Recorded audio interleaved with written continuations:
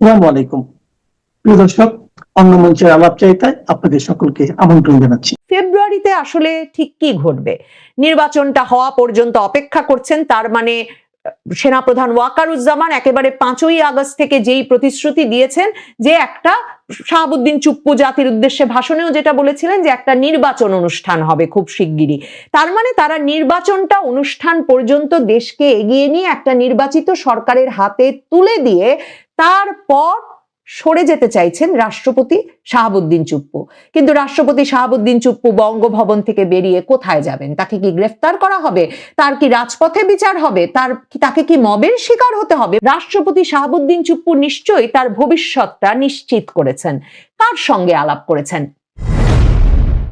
শুক্রবার ওসমান হাদি গুলিবিদ্ধ হওয়ার ঘটনার পর বৃহস্পতিবার যে বাংলাদেশে বহু আলাপ আলোচনা সন্দেহ আশঙ্কার পর প্রধান নির্বাচন কমিশনার অবশেষে নির্বাচনী তফসিল ঘোষণা করেছিলেন এবং নির্বাচনের তারিখটাও ঘোষণা করে দিয়েছেন, সে নিয়ে যেমন আলাপ একরকম থমকে গেছে, নির্বাচনের তফসিলের দিন তফসিল থেকে মনোযোগ একেবারে সরিয়ে নিয়ে সংবাদ শিরোনামে যে উঠে এসেছিলেন রাষ্ট্রপতি, সেই রাষ্ট্রপতির পদত্যাগের ঘোষণা নিয়েও আলোচনাটা জমে উঠতে পারেনি।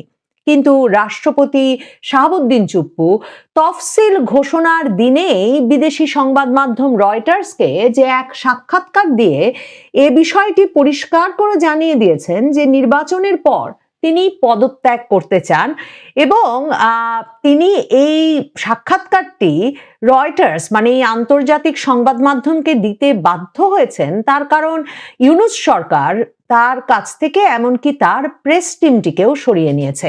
রয়টার্সে দেওয়া সেই সাক্ষাৎকারটি শাহাবুদ্দিন চুপ্পু যেটি কিনা হোয়াটসঅ্যাপের মাধ্যমে দিয়েছেন বলে রয়টার্স তাদের প্রতিবেদনে প্রকাশ করেছে, সেই সাক্ষাৎকারটিতে তিনি সরাসরি বলেছেন যে তিনি অপমানিত বোধ করেছেন, তার সঙ্গে যেমন ব্যবহার করেছে ইউনূস সরকার, বিশেষ করে ডক্টর ইউনূসের নাম উল্লেখ করেই তিনি বলেছেন তিনি হিউমিলিয়েটেড, তাই তিনি পদত্যাগ করতে চান তার মেয়াদ শেষ হওয়ার আগেই।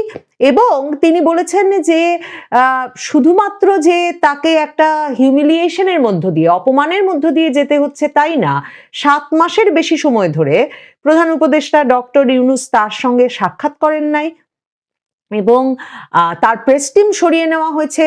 বাংলাদেশের সকল দূতাবাস, মিশন, কনসুলেট থেকে এক রকমের ঘোষণা দিয়ে রাষ্ট্রপতির ছবি সরিয়ে নেওয়া হয়েছে। আর সবসময় এই আলাপটা জারি রাখা হয়েছে যে রাষ্ট্রপতি কবে পদত্যাগ করবেন, কবে পদত্যাগ করবেন। এই সব মিলিয়েই রাষ্ট্রপতি বোধ করেছেন তিনি অপমানিত এবং তার ভয়েস স্টিফল, মানে তার এক রকমের গলা চেপে ধরা হয়েছে ইউনূস সরকারের আমলে। রাষ্ট্রপতি মনে করিয়েছেন যে তিনি সশস্ত্র বাহিনীর সর্বাধিনায়ক এবং তার সঙ্গে সেনাপ্রধান ওয়াকারুজ্জামানের যোগাযোগ আছে, ঘনিষ্ঠ যোগাযোগ আছে। এবং শাহাবুদ্দিন চুপ্পু বলেছেন যে সেনাপ্রধান এটা পরিষ্কার করেছেন যে তিনি গণতান্ত্রিক ধারায় দেশকে রাখতে চান, তার ক্ষমতা গ্রহণের কোনো ইচ্ছা নাই। এসব কথাবার্তা বলে শাহাবুদ্দিন চুপ্পু এটাও পরিষ্কার করেছেন যে তারপরে তাহলে তিনি কেন তিনি নির্বাচন পর্যন্ত অপেক্ষা করছেন, তিনি কেন এর আগেই পদত্যাগ করলেন না, এরকম প্রশ্ন নিশ্চয়ই আমাদের সকলের মনেই এসেছে। তো তিনি বলছেন সাংবিধানিক ধারাবাহিকতা রাখতেই, সাংবিধানিক দায়িত্ব পালন করতেই শাহাবুদ্দিন চুপ্পু এই দায়িত্বটি নির্বাচন পর্যন্ত পালন করে যেতে চান। এখন প্রশ্ন আসেই, সেই প্রশ্নের কিছুটা উত্তর পাওয়ার চেষ্টা করেছিল রয়টার্স শাহাবুদ্দিন চুপ্পুর কাছ থেকেও, যে কার পরামর্শে, কার ইঙ্গিতে শাহাবুদ্দিন চুপ্পু হঠাৎ একটা নাটকীয় সাক্ষাৎকার দিয়ে শিরোনামে উঠে আসার সাহস করলেন কিংবা শিরোনামে উঠে আসার প্রয়োজনীয়তা বোধ করলেন। সেটা তো একটা প্রশ্ন বটেই। মানে সরকার যারা একরকম তাকে তার মানে গৃহবন্দী করে রেখেছে, কারণ তিনি ঈদের নামাজ পড়তেও বাইরে আসতে পারেন না, তিনি বঙ্গভবনে যেগুলো একেবারে রেওয়াজ, রাষ্ট্রীয় রেওয়াজ, সেসব কোনো অনুষ্ঠানের আয়োজন করলে মানে ঈদের পুনর্মিলনী কিংবা স্বাধীনতা দিবস, বিজয় দিবসের অনুষ্ঠানে তিনি কোনো আয়োজন করলে সেখানে কোনো উপদেষ্টা হাজির হন না। প্রধান উপদেষ্টা তো কখনোই যান না তার সঙ্গে সাক্ষাৎ করতে, যদিও একেবারে রেওয়াজ অনুযায়ী প্রতিটি বিদেশ সফরের পরেই তার রাষ্ট্রপতি শাহাবুদ্দিন চুপ্পুর সঙ্গে সাক্ষাৎ করতে যাওয়ার কথা। তাহলে রাষ্ট্রপতির সাহসটা করছেন কি করে? মানে একটা সময় তো এমন প্রশ্নও ছিল যে রাষ্ট্রপতি কি বঙ্গভবনের ভেতরে আছেন নাকি আসলে বঙ্গভবন থেকে তাকে সরিয়ে ফেলা হয়েছে। এসব গুঞ্জনও কিন্তু একটা সময় প্রায় জোরদার হয়ে উঠতো, কারণ রাষ্ট্রপতির কোনো খবর পাওয়া যেত না মাসের পর মাস। তো এহেন অবস্থায় যিনি গৃহবন্দী, যার কোনো প্রেস টিম নাই, যাকে কিনা হোয়াটসঅ্যাপে বিদেশি সংবাদ সংস্থার সঙ্গে যোগাযোগ করে মনের ভাব প্রকাশ করতে হচ্ছে, তিনি সাহস করলেন কার পরামর্শে, কার ইঙ্গিতে, বা কে তাকে সাহস দিলেন যে এমন একটা কৌশল তিনি গ্রহণ করতে পারেন? সে প্রশ্ন তো আসেই। শেখ হাসিনা কি তাকে সেই পরামর্শ দিয়েছেন? কারণ শেখ হাসিনার অত্যন্ত বিশ্বাসভাজন, আস্থাভাজন, অনেকে একে অনুগত বলবেন, অনুগত ছিলেন এই শাহাবুদ্দিন চুপ্পু, এবং তিনি মানে সেই বঙ্গবন্ধুর সময় থেকে রাজনীতি করেছেন।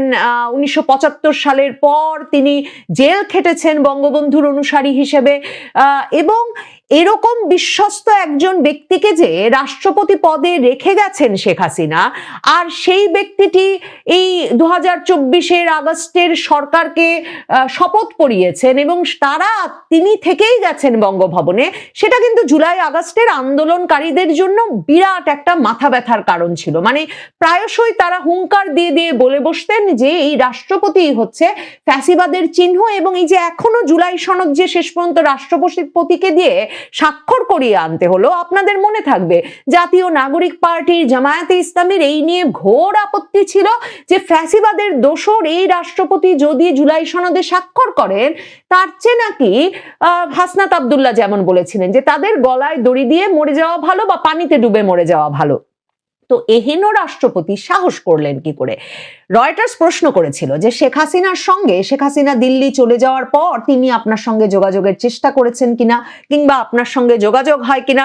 মানে প্রথমেই সকলের মাথায় যেটা আসবে যে পরামর্শটা শেখ হাসিনা দিয়েছেন কিনা। তো রাষ্ট্রপতি সেই প্রশ্নের উত্তর দিতে এড়িয়ে গেছেন, তিনি ডিক্লাইন করেছেন এবং তিনি বলেছেন তিনি রাষ্ট্রপতি হওয়ার পর থেকেই স্বাধীন, তিনি কোনো দলের সঙ্গে যুক্ত নন। কিন্তু রাষ্ট্রপতি কিন্তু আবার বলেছেন সেনা প্রধানের সঙ্গে তার ভীষণ একটা যোগাযোগ আছে, এবং সেনাপ্রধান পরিষ্কার করেছেন যে কোনোভাবে তিনি গণতান্ত্রিক ধারার বাইরে ক্ষমতা গ্রহণ করতে ইচ্ছুক নন। দেখেন 15 মাস ধরে প্রায় আরেকটা যে আলাপ জোরদার হয়ে উঠতো সেটা হচ্ছে যে পরিস্থিতি যে ঘোরতর পর্যায়ে যাচ্ছে, আইন শৃঙ্খলা পরিস্থিতির যা অবস্থা, মব যেভাবে বাড়ছে, তাতে নিশ্চয়ই সেনাপ্রধান ওয়াকারুজ্জামানের উচিত হবে যে তিনি ক্ষমতা গ্রহণ করে ফেলবেন, একটা জরুরি অবস্থা জারি হবে এবং রাষ্ট্রপতি ও ওয়াকারুজ্জামান মিলে জরুরি অবস্থা জারি করতে পারেন, এবং রাষ্ট্রপতিও শেখ হাসিনার নিয়োগ করা, সেনাপ্রধান ওয়াকারুজ্জামানও শেখ হাসিনার মনোনীত, শেখ হাসিনার নিয়োগ করা। কাজেই বারবারই জুলাই আগস্ট আন্দোলনপন্থীদের ভেতরে এই শঙ্কা কাজ করেছে যে কোনো সময় রাষ্ট্রপতি আর সেনাপ্রধান সশস্ত্র বাহিনী মিলে গিয়ে তারা জরুরি অবস্থা জারি করতে পারে, এবং তারা যে সরকার বসিয়েছেন আগস্টের আন্দোলনের পর ইউনূস সরকার, সেই ইউনূস সরকারকে ক্ষমতাচ্যুত হতে পারে। কিন্তু ইউনূস সরকারের যা সাংবিধানিক ভিত্তি দেওয়ার প্রচেষ্টাটুকু নেওয়া হয়েছে সেটাও কিন্তু রাষ্ট্রপতির মাধ্যমে হয়েছে। রাষ্ট্রপতি কিভাবে উপদেষ্টা নিয়োগ করতে পারেন বিশেষ অবস্থায়, জরুরি পরিস্থিতিতে, সংবিধানের 106 অনুচ্ছেদ অনুসারে রাষ্ট্রপতি নাকি সেটা সুপ্রিম কোর্টের কাছে জানতে চেয়েছিলেন, এবং সরকারের আইন উপদেষ্টা, আইন মন্ত্রণালয়ের তরফে দাবি করা হয় যে সুপ্রিম কোর্টের আপিল বিভাগের বিচারপতিরা মিলে বসে তখন এই রেফারেন্স দিয়েছেন যে রাষ্ট্রপতি উপদেষ্টা হিসেবে প্রধান উপদেষ্টা ডক্টর ইউনূস সহ উপদেষ্টা মণ্ডলীকে নিয়োগ করতে পারেন। ওই রেফারেন্সের যে আসলে কোনো ভিত্তি নাই, কারণ তখন আপিল বিভাগের বিচারপতিরা মবের ভয়ে সেনা সদরে লুকিয়ে আছেন, এগুলো সবই আমরা পরবর্তীতে জানি। কিন্তু এখনো রাষ্ট্রপতি যে মুখ ফুটে এই কথাটা বলেন নাই যে তিনি কোনো রেফারেন্স চান নাই, তিনি কোনো উপদেষ্টা নিয়োগ করতে চান নাই, সে কারণেই কিন্তু প্রধান উপদেষ্টা সহ উপদেষ্টা মণ্ডলীরা টিকে আছেন, যাদেরকে কিনা এই রাষ্ট্রপতি শাহাবুদ্দিন চুপ্পু শপথ গ্রহণ করিয়েছেন। রাষ্ট্রপতি যে বলছেন সাংবিধানিক দায়িত্ব পালনের জন্যেই তিনি এখন পর্যন্ত ক্ষমতায় আছেন বা তিনি দায়িত্বে আছেন, নির্বাচনের পর তিনি দায়িত্ব থেকে সরে দাঁড়াবেন, একদিকে যেমন নির্বাচনে যেই দলই বিজয়ী হয়ে আসুক না কেন তারা নতুন রাষ্ট্রপতি নির্বাচন করতে চাইবেন, সেটাই স্বাভাবিক। কারণ বাংলাদেশের আইন অনুযায়ী, সংবিধান অনুযায়ী 48-এর 3 বলে যে রাষ্ট্রপতিকে নিয়োগ করতে পারেন সংসদ সদস্যদের দ্বারা তিনি নির্বাচিত হন। এখন রাষ্ট্রপতি কিন্তু বাংলাদেশের সংবিধানের একমাত্র পদ যেটি এখনো অটুট আছে, এবং যেটা বললাম যে তার কারণে এই সরকারের একটা সাংবিধানিক ভিত্তি আছে। এ কারণেই অক্টোবরে যখন 48 ঘন্টার মধ্যে রাষ্ট্রপতিকে পদত্যাগ করতে হবে বলে বঙ্গভবন ঘেরাও করেছিলেন হাসনাত আব্দুল্লাহরা, এবং যখন তখন অন্তর্বর্তীকালীন সরকার বলছিলেন যে এটা একটা রাজনৈতিক সিদ্ধান্তের বিষয় যে রাষ্ট্রপতিকে সরিয়ে দেওয়া হবে কি হবে না, এটা সংবিধানের বিষয় নয়, তখন বিএনপি গিয়ে সামনে দাঁড়িয়েছিল এবং বিএনপি সরাসরি বলেছিলেন যে সাংবিধানিক শূন্যতা তৈরি হবে যদি রাষ্ট্রপতিকে এখন পদচ্যুত করা হয়। কারণ তাহলে এই সরকারের যেমন সাংবিধানিক ভিত্তি থাকবে না, তেমনি মানে সাংবিধানিক আর যত প্রতিষ্ঠান এখনো টিকে আছে সেগুলোর আর কোনো ভিত্তি থাকে না। মানে তাহলে সশস্ত্র বাহিনীর ভিত্তি কি? সেনাপ্রধান কেন সেনাপ্রধান? তাহলে ইলেকশন কমিশনের ভিত্তি কি? তাহলে নির্বাচন কমিশন কেন নির্বাচন কমিশন? কাজেই যেহেতু বিএনপি সংবিধানটাকে বজায় রেখে একটা নির্বাচনের দিকে হাঁটতে চেয়েছে সেই আগস্ট থেকে, কাজেই তারা তখন গিয়ে একটা প্রতিরোধ সৃষ্টি করে এবং অন্তর্বর্তীকালীন সরকার রাজনৈতিক ঐক্য না পেয়ে আর রাষ্ট্রপতিকে পদচ্যুত করতে পারে না। কারণ রাষ্ট্রপতির পদত্যাগ করবার একমাত্র উপায় আছে তিনি যদি পদত্যাগ পত্র দেন স্পিকারের কাছে। এই সরকারের আমলে, ইউনূস সরকারের আমলে আগস্ট মাসের শেষে স্পিকার শিরীন শারমিন চৌধুরীর বিরুদ্ধেও কিন্তু হত্যা মামলা দেওয়া হয় এবং স্পিকার শিরীন শারমিন চৌধুরী তখন 2রা সেপ্টেম্বরের 2 তারিখে পদত্যাগ পত্র পাঠান বঙ্গভবনে এবং বঙ্গভবন থেকে জানানো হয় রাষ্ট্রপতি স্পিকারের পদত্যাগ পত্র গ্রহণ করেছেন। সেটাও কিন্তু একটা বিরাট সাংবিধানিক শূন্যতা সৃষ্টি করে। কারণ দেখেন, সংবিধানের পদগুলো হচ্ছে এমন যে রাষ্ট্রপতি স্পিকারের কাছে পদত্যাগ করবেন আর স্পিকার রাষ্ট্রপতির কাছে পদত্যাগ করবেন। রাষ্ট্রপতি সরে গেলে স্পিকারকে সেই দায়িত্ব নিতে হবে এবং স্পিকারের পদটিকে এমন মানে একটা অমোচনীয় পদ হিসেবে সংবিধানে চিহ্নিত করা হয়েছে যে সংবিধান বিশেষজ্ঞরা বলছেন যে স্পিকার শিরীন শারমিন চৌধুরী পদত্যাগ করলেও আসলে আগামী সংসদ নির্বাচিত হওয়া পর্যন্ত তাকেই স্পিকার হিসেবে দায়িত্ব পালনরত হিসেবে ধরে নিতে হবে বাংলাদেশের লিখিত সংবিধান অনুযায়ী। মানে বাংলাদেশের সংবিধানটা তো আসলে ইন্টারপ্রিটেশনের ব্যাপার না, লেখা আছে আইনগুলো সেই অনুযায়ী। কারণ না হলে আগামী সংসদ সদস্যরা কার কাছে শপথ গ্রহণ করবেন? তাহলে রাষ্ট্রপতি শাহাবুদ্দিন চুপ্পু যখন এখন পদত্যাগের ঘোষণা দিচ্ছেন, ফেব্রুয়ারিতে আসলে ঠিক কি ঘটবে? নির্বাচনটা হওয়া পর্যন্ত অপেক্ষা করছেন, তার মানে সেনাপ্রধান ওয়াকারুজ্জামান একেবারে 5ই আগস্ট থেকে যেই প্রতিশ্রুতি দিয়েছেন যে একটা শাহাবুদ্দিন চুপ্পু জাতির উদ্দেশ্যে ভাষণেও যেটা বলেছিলেন যে একটা নির্বাচন অনুষ্ঠান হবে খুব শিগগিরই, তার মানে তারা নির্বাচনটা অনুষ্ঠান পর্যন্ত দেশকে এগিয়ে নিয়ে একটা নির্বাচিত সরকারের হাতে তুলে দিয়ে তারপর সরে যেতে চাইছেন রাষ্ট্রপতি শাহাবুদ্দিন চুপ্পু। কিন্তু রাষ্ট্রপতি শাহাবুদ্দিন চুপ্পু বঙ্গভবন থেকে বেরিয়ে কোথায় যাবেন? তাকে কি গ্রেফতার করা হবে? তার কি রাজপথে বিচার হবে? তাকে কি মবের শিকার হতে হবে? রাষ্ট্রপতি শাহাবুদ্দিন চুপ্পু নিশ্চয়ই তার ভবিষ্যৎটা নিশ্চিত করেছেন। কার সঙ্গে আলাপ করেছেন? এখন বিএনপির যদি সঙ্গে আলাপ করে থাকেন যে তারা নির্বাচনে জিতবে, তাহলে কিন্তু বিএনপি বরাবর সাংবিধানিক ধারাবাহিকতা বজায় রাখতে চেয়েছে। কাজে এই পরিস্থিতিতে তারা নিশ্চয়ই একটা সেফ এক্সিটের ব্যবস্থা করবে রাষ্ট্রপতির জন্য, যেই সেফ এক্সিট আসলে সেনাপ্রধান থেকে শুরু করে অনেক সাংবিধানিক পদাধিকারীকেই একটা নিরাপত্তা দেবে। কিন্তু যদি রাষ্ট্রপতি শাহাবুদ্দিন চুপ্পু যাদের সঙ্গে আলাপ করেছেন তাদের সঙ্গে আলাপ সফল না হয়, তারা যদি নির্বাচনের পরে কথা না রাখে, ধরুন জামায়াতে ইসলামী এবং জাতীয় নাগরিক পার্টির কথা যদি বলি, তারা বরাবর রাষ্ট্রপতি সহ এই যে সংবিধান এখন আর কোনো গুরুত্বপূর্ণ বিষয় নয় এ কথাটা কিন্তু বারবার তারা তুলে ধরেছে এবং তারা বলেছে যে জনগণের অভিপ্রায়ে ইউনূস সরকার গঠিত হয়েছে। কাজেই বারবার সংবিধান সংবিধান বলে এই যে জুলাই সনদকে সংবিধানের উপরে স্থান না দেওয়ার চেষ্টা, কিংবা জুলাই সনদকে সাংবিধানিক ভিত্তি না দেওয়ার চেষ্টা, বা সংসদের দায়িত্বে কিছু কিছু সিদ্ধান্ত রেখে দেওয়ার চেষ্টা, এগুলোর বিরোধিতা করে এসেছে জামায়াতে ইসলামী এবং এনসিপি। তাহলে সেই পক্ষটি যদি নির্বাচিত হয়ে আসে, তাহলে রাষ্ট্রপতির ভবিষ্যৎ কি হবে? রাষ্ট্রপতি যে এই কথাটা বলে রাখলেন, একটা তো সরল ব্যাখ্যা হতেই পারে যে তিনি আসলে একরকমের সম্মানের মধ্যে শেষ কটি মাস থাকতে চাচ্ছেন, মানে কথায় কথায় যাতে আর রব না ওঠে রাষ্ট্রপতি কবে যাবেন কবে যাবেন, তিনি নিজেই বলে রাখছেন তিনি যেতে প্রস্তুত এবং নির্বাচিত সরকারের হাতে দিয়ে সাংবিধানিক ধারাবাহিকতা রক্ষা করে তিনি যাবেন। কিন্তু সাংবিধানিক ধারাবাহিকতা কি করে রক্ষা হবে সে প্রশ্ন তো করলাম। সংসদ কার কাছে শপথ নেবে? স্পিকার তো নাই, রাষ্ট্রপতি তো সংসদকে শপথ নেওয়াতে পারবেন না। আর রাষ্ট্রপতি পদ ছেড়ে কার কাছে দেবেন? কারণ পরবর্তী রাষ্ট্রপতি নির্বাচিত হওয়ার কথা সংসদের মাধ্যমে। সংসদ কি করে তখন রাষ্ট্রপতি নিয়োগ করবেন? মানে এই নানা প্রশ্ন, আরো অনেক সাংবিধানিক ব্যাখ্যা এবং জোড়াতালি বের করতে হবে এই সরকারকে। কিন্তু কার কাছে প্রতিশ্রুতি পেয়েছেন? কোথায় যাবেন শাহাবুদ্দিন চুপ্পু? বঙ্গভবন থেকে কি সরাসরি বিমানে উঠবেন? এ ধরনের সাবধানতা ছাড়া, এ ধরনের কোনো ব্যবস্থা ছাড়া সত্যিকার অর্থেই শাহাবুদ্দিন চুপ্পু নিরাপদে থাকবেন সেটা ভাবা তো মুশকিল। বিশেষ করে যখন একটা শক্তিশালী রাজনৈতিক পক্ষ, যারা নির্বাচনেও অত্যন্ত ভালো ফলাফল করবেন বলে ধারণা করা হচ্ছে, তারা সংবিধানের এই পদগুলোকে স্বীকার করতে চাইছেন না আগস্টের পর থেকেই।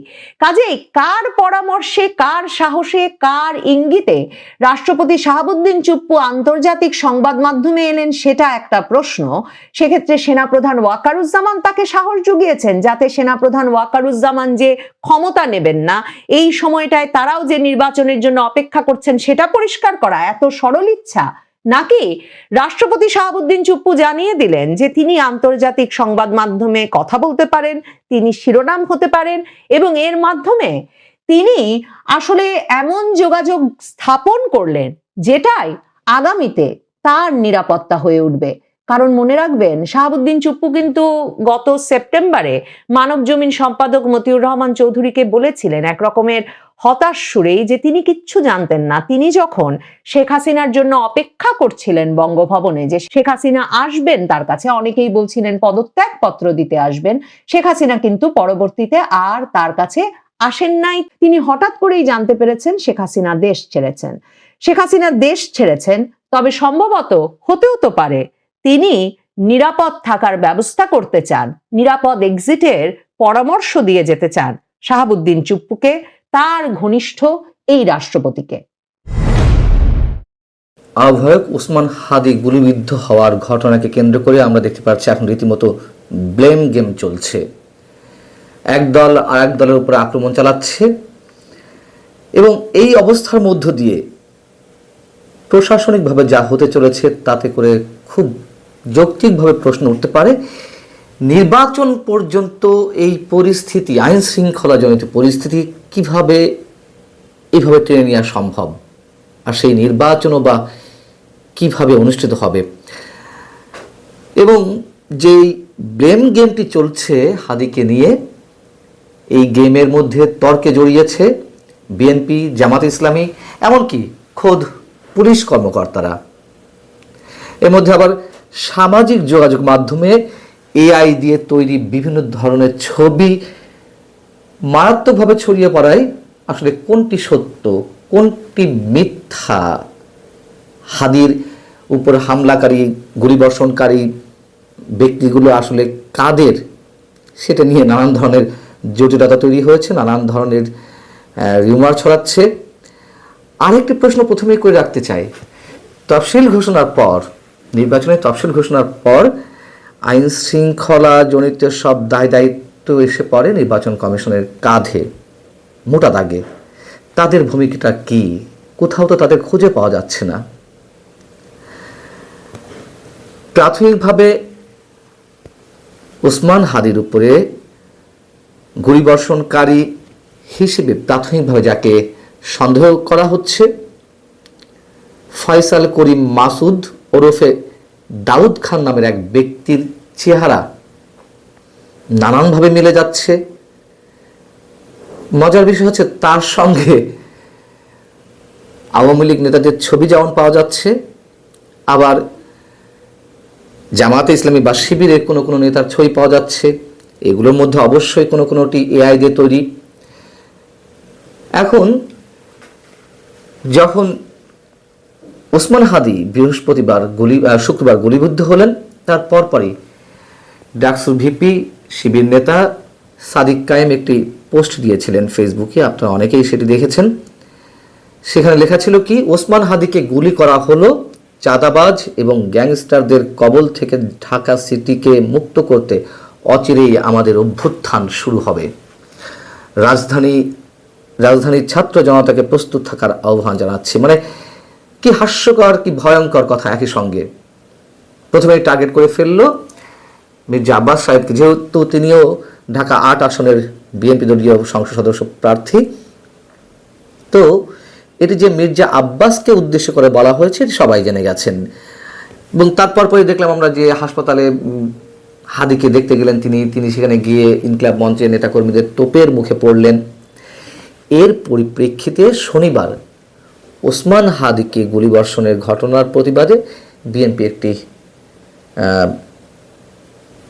বিক্ষোভ মিছিলের আয়োজন করে। সেখানে দলের যুগ্ম মহাসচিব রুহুল কবির রিজভী তিনি বেশ কিছু কথা উল্লেখ করেছেন। কথাগুলো সংক্ষেপে যদি বলি এরকম যে, আজ পুলিশ কমিশনার জানিয়েছেন হত্যাকারী শনাক্ত হয়েছে এবং সে শিবিরের সদস্য। এখন আমি বলছি এটি বিএনপির কোনো নেতার বক্তব্য নয়। যারা এটি বলছে তারা রাষ্ট্রের আইনের স্বীকৃত তদন্তকারী কর্মকর্তা। অর্থাৎ এর আগে যে বিএনপি নেতা মির্জা আব্বাসকে উল্লেখ করে বলা হয়েছিল বা তার দিকে অভিযোগের তীর ছোড়া হয়েছিল, সেটির পরিপ্রেক্ষিতে তিনি বললেন। এবং এটি একটু বলি, আপনারা হয়তো অনেকেই দেখেছেন সামাজিক যোগাযোগ মাধ্যমে ডিএমপি কমিশনার শেখ সাজ্জাদ সাহেবের একটি বক্তব্য ফটোশপে এডিট করে বিভিন্ন চ্যানেল বা পত্রিকার নাম দিয়ে ছড়িয়ে দেওয়া হয়েছে। এটি আসলে তিনি বলেননি, এটি বাস্তবতা, আমি ক্রস চেক করেছি, বলেননি তিনি। তো রিজভী সাহেব বলছেন, সেটি দেখে তিনি মনে করে নিয়েছেন এটি আসলে ডিএমপি কমিশনারের বক্তব্য। সেই জায়গা থেকে রিজভী সাহেব বলছেন, পুলিশের পক্ষ থেকে বলা হয়েছে হামলাকারী জামাত শিবিরের সঙ্গে জড়িত, অথচ ঢাকা বিশ্ববিদ্যালয়ের এক ছাত্র নেতা তদন্ত শেষ হওয়ার আগেই মির্জা আব্বাসের নাম উল্লেখ করেছেন। আমি আরেকটু বলে নিই তার বক্তব্যের অংশবিশেষ, তারপরে বলছি বিষয়টা কি দাঁড়াচ্ছে। তিনি বলছেন, শুধু একটি প্রশ্নই করব, ঘটনার 1 ঘন্টা পর ফেসবুকে একটি পক্ষ মির্জা আব্বাসকে গ্যাংস্টার বলে আক্রমণ করেছে। 1 ঘন্টা পরেও ঠাকুর ঘরে কেড়ে আমি কলা খাইনি, তাদের উপর কোনো হামলা হয়নি। তিনি অভিযোগ করে বলছেন যে হাদির উপর হামলাকারী আগে ছাত্রলীগের রাজনীতিতে যুক্ত ছিলেন। এছাড়া দেখা গেছে সে সাদিক কায়েমের সঙ্গে একই টেবিলে বসে চা খাচ্ছিল। তিনি বলেন, যারা 1971 সালে গণহত্যা ও মা বোনের ইজ্জত লুণ্ঠন করেছে তাদের কাছে বিবেকবোধের কোনো অস্তিত্ব নেই। আবার সাদিক কায়েমের সঙ্গে দাউদ খান, ফয়সাল ওরফে দাউদ খান, তার একটি ছবি আবার সামাজিক যোগাযোগ মাধ্যমে ছড়িয়ে পড়েছে। ধারণা করা হচ্ছে এটিও ফটোশপে কাজ করা। আবার রিজভী সাহেবের সঙ্গেও এই ফয়সাল ওরফে দাউদ খান, তার একটি ছবি সামাজিক যোগাযোগ মাধ্যমে ছড়িয়ে পড়েছে। এখন রিজভী সাহেবের এই বক্তব্যের পরিপ্রেক্ষিতে ডিএমপি কমিশনার শেখ সাজ্জাদ আলী সাংবাদিকদের প্রশ্নের জবাবে কি বললেন? তিনি বললেন যে আমি শুনেছি এটি বোগাস কথাবার্তা, এটি ভুয়া, আমি এমন কোনো বক্তব্য দেইনি। ইতিমধ্যে একটি রিজয়েন্ডার জারি করা হয়েছে, মানে প্রতিবাদ লিপি হয়তো কোনো মাধ্যমে পাঠাবে। মানে বিষয়টি দেখুন, ব্লেম গেম কিভাবে চলছে, এটা তো সত্য কথা। প্রথমেই মির্জা আব্বাস সাহেবের উপর আক্রমণ চালানো হলো, ফেসবুকে স্ট্যাটাস দেওয়ার মাধ্যমে তার উপর আবার আক্রমণ চালাতে যাওয়া হলো। কোনো রকমে তিনি বেঁচে গেছেন। পুলিশ প্রহরা দিয়ে তাকে হাদিকে দেখার জন্য হাসপাতালের ভিতরে নিয়ে যায়। তো এই হচ্ছে অবস্থা রাজনীতির। এদিকে আমরা শুনলাম যে আমাদের মাননীয় স্বরাষ্ট্র উপদেষ্টা তিনি ঘোষণা দিয়েছেন অপারেশন ডেভিল হান্ট ফেজ 2 শুরু হচ্ছে অচিরেই। কেন? কারণ হিসেবে তিনি বলছেন বা উদ্দেশ্যটা যে জাতীয় নির্বাচনের সময় শান্তিপূর্ণ পরিবেশ নিশ্চিত করতে আইন শৃঙ্খলা পরিস্থিতি নিয়ন্ত্রণে রাখতে এবং ফ্যাসিস্ট সন্ত্রাসীদের দমন করতে অবিলম্বে অপারেশন ডেভিল হান্ট ফেজ 2। গাজীপুরে যখন এনসিপি নেতা হাসনাত আব্দুল্লাহ কারো কারো মাধ্যমে আক্রমণের শিকার হলেন, তার গাড়ির উপর হামলা করা হয়েছিল, তিনি সামান্য হাতে আঘাত পেয়েছিলেন। তারপরে রণমূর্তি ধারণ করে এনসিপি নেতারা। তারই পরিপ্রেক্ষিতে এখানে ফেজ 2 কথা বলা হচ্ছে। অপারেশন ডেভিল হান্ট তখন শুরু হয়েছিল। নামটা নিয়ে অনেকে আপত্তি তুলেছিলেন, তীব্র আপত্তি, যে ডেভিল কিভাবে বলা হয়, বিচারের আগেই বা বিচার হলেও কেউ অপরাধী প্রমাণিত হলেও তাকে ডেভিল হিসেবে আখ্যা দেওয়া যায় কিনা। যাই হোক, তো সেই অপারেশন আমরা কি দেখেছিলাম? শুধুমাত্র আওয়ামী লীগ, যুবলীগ, ছাত্রলীগের নেতাদের একের পর এক আটক করা হচ্ছিল। কজন প্রকৃত সন্ত্রাসীকে আটক করা হয়েছিল, কজন প্রকৃত চাঁদাবাজকে আটক করা হয়েছিল। এই যে সারা বাংলাদেশ জুড়ে চাঁদাবাজিতে অতিষ্ঠ হয়ে গেছে মানুষেরা, পানের দোকানদার থেকে শুরু করে শীর্ষ ব্যবসায়ীরা পর্যন্ত, দখলবাজি, কজনকে আটক করা হয়েছে? শুধু ছাত্রলীগ, যুবলীগ, আওয়ামী লীগের নেতাকর্মীদেরকে আটক করা হলো। তারপরেও প্রশ্ন থাকে, তাদের মধ্যেও বা কতজন অপরাধী সত্যিই, কারা হামলার সঙ্গে জড়িত ছিল? এখন আবার ওসমান হাদির উপরে আক্রমণের পরিপ্রেক্ষিতে ফেজ 2 শুরু হচ্ছে অপারেশন ডেভিল হান্টের। কি হবে সেখানে তো আমরা খুব ভালোভাবেই বুঝি। আবার স্বরাষ্ট্র উপদেষ্টা এই মন্তব্য করেছেন যে নিরাপত্তা নিশ্চিত করতে যারা সংসদ সদস্য পদপ্রার্থী সব দলের, তারা সবাই আবেদন করলে অস্ত্রের লাইসেন্স পাবে। বিষয়টা বোঝা যাচ্ছে যে কত হাজার প্রার্থী এই নির্বাচনে থাকবে, কত হাজার মানুষকে অস্ত্রের লাইসেন্স দেওয়া হবে, কত অস্ত্র আবার কেনা হবে। আচ্ছা, তাও বুঝতাম যে অস্ত্রের লাইসেন্স পাওয়ার পরে যার জিম্মায় একটা করে অস্ত্রের লাইসেন্স কিনে রাখা হলে যদি সন্ত্রাসী কর্মকাণ্ড কমে আসতো, তার কোনো গ্যারান্টি থাকতো, নিশ্চয়তা থাকতো, আমরা বুঝে নিতাম, ধরে নিতাম যে এটি ভালো উদ্যোগ।